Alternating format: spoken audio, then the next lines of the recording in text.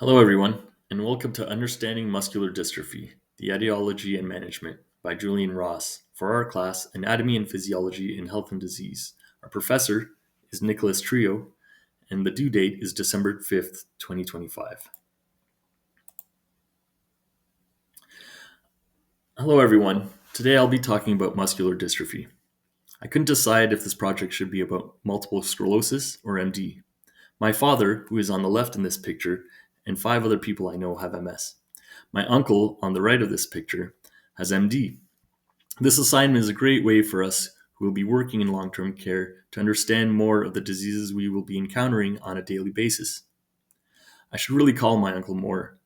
He rode a camel in Africa when he was 28, and as he grew up, his muscles deteriorated to the point where he could no longer bend his knees when walking upstairs.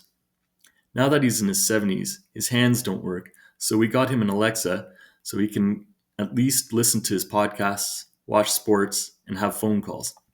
We forget how much we can't do without our hands. And frankly, I'm surprised there isn't more technology to help with this type of accessibility issue these days. MD is a group of inherited diseases that affect muscles. This makes activities and eventually movement difficult over time. We'll look at the causes, symptoms, treatments, and how it relates to our class. And no, that's not me in the picture, that's my oldest sister.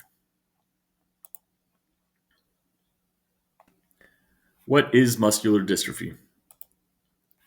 From week 4, we learned that skeletal muscles are under voluntary control, rely on aerobic and anaerobic respiration for energy production, and are associated with bones, skin, and body openings. They contract to produce movement, sustain body posture and position, maintain body temperature, and store nutrients and stabilize joints. The Mayo Clinic, which is known for high quality medical care, especially in complex and rare diseases, states that in MD, the skeletal muscles become weaker and lose mass over time. The condition is caused by changes in genes and make proteins needed to form healthy muscles. Medicines and other treatments can help manage the symptoms and slow the deterioration. There are more than 30 types of MD and vary in age of onset, severity, and the pattern of affected muscles. All forms grow worse over time. Many people with MD eventually lose the ability to walk. Some types of MD also affect the heart, lungs, gastrointestinal system, endocrine glands, spine, eyes, brain, or other organs. Some people with MD may develop a swallowing disorder, causing to be fed modified food like we learned in food modification class. MD is not contagious and cannot be caused by injury or activity. From the Merck manual, a pocket-sized manual for doctors and pharmacists, here are the types of muscular dystrophy and when do they start.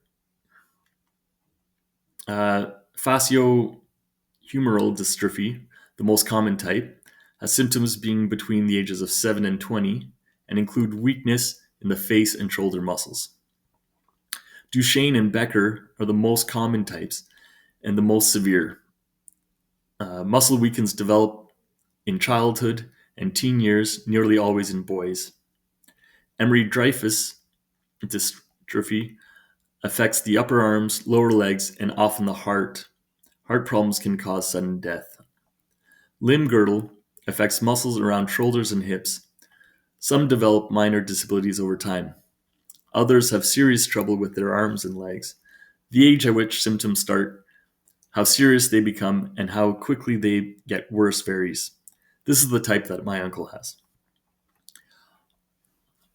Oculopharyngeal weakens the eyelids and the throat, in the limbs and near the center of the body from the top to the bottom. Symptoms often start slowly in the 40s and 50s.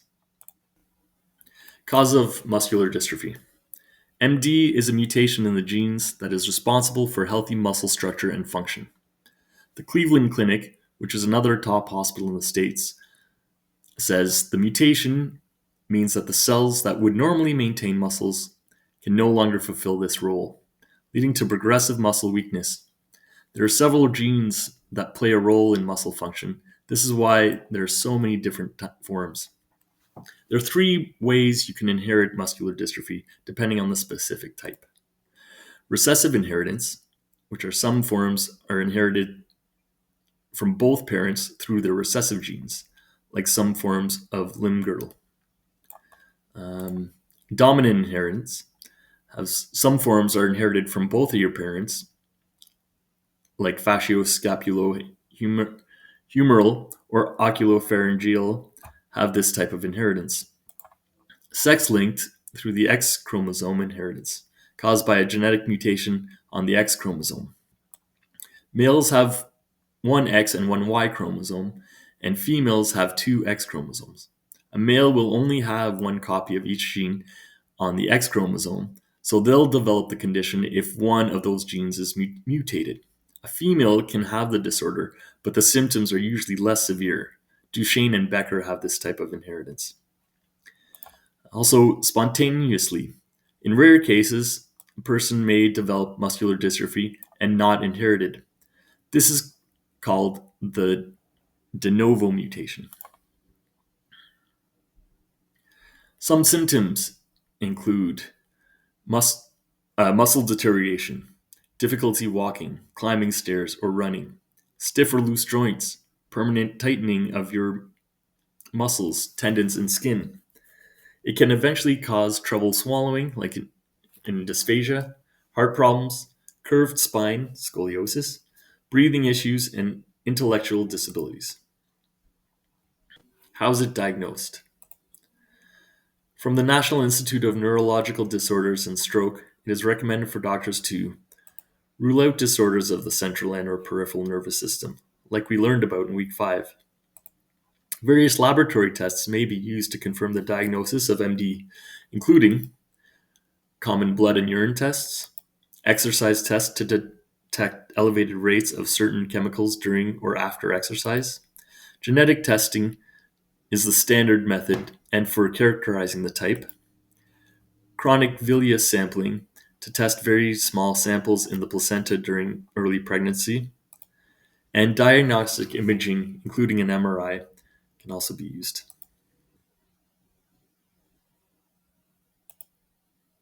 Management and treatment. As said before, there currently isn't a cure for muscular dystrophy, and the main goal, like MS, is to manage symptoms and improve quality of life. Treatments can also vary depending on the type.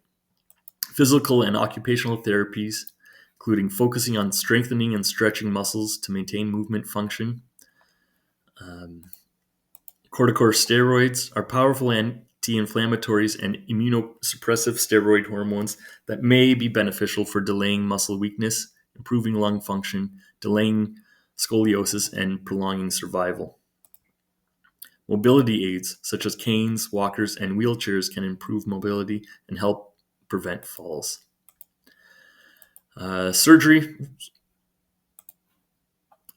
Surgery may relieve tension in contracted muscles or to correct spine curvature, like scoliosis. Heart care, early treatment with ACE inhibitors and or beta blockers may slow the progression of cardiomyopathy and prevent the onset of heart failure. Pacemakers can also help treat heart rhythm problems and heart failure. The future.